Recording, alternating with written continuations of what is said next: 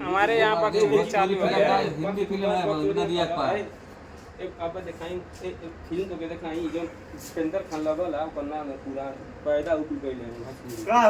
पगले आदमी से बात करा भोजपुरी पैदा को रवि किशन के भोजपुरी पैदा कइले हैं रवि किशन ओए पैदा नहीं कहथी बाटे तो ई तरी में सोना की वो जान अगले क्या ओकरे पहले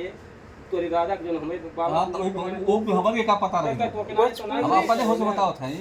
ये समय सब जो कौनो के खेसरिया के कुछ साथी जो पिक्चर में लगा सबसे अंदर के समान गुड रंगीले वाला कोनो गाना नहीं गोली गुड रंगीले वाला गुड़ का भाई गुड रंगीलवा राजेश रसिया राजा समरसिया बहुत खतरनाक गाना लगला उन्हें के जान गई ना खेसरिया गुरु है ना देखला है के कर गुरु है खेसरिया के लाए वाला चल के खेसरिया लाए वाला हुआ है बैठता नहीं मैं बकचोदी हो जा तो के मैं लाल मास्टर से बैठनी में हो जइबा का करे बताओ कुछ लाई बगा तो के गोड़ी आने जाता ला गोड़ी करी ला का है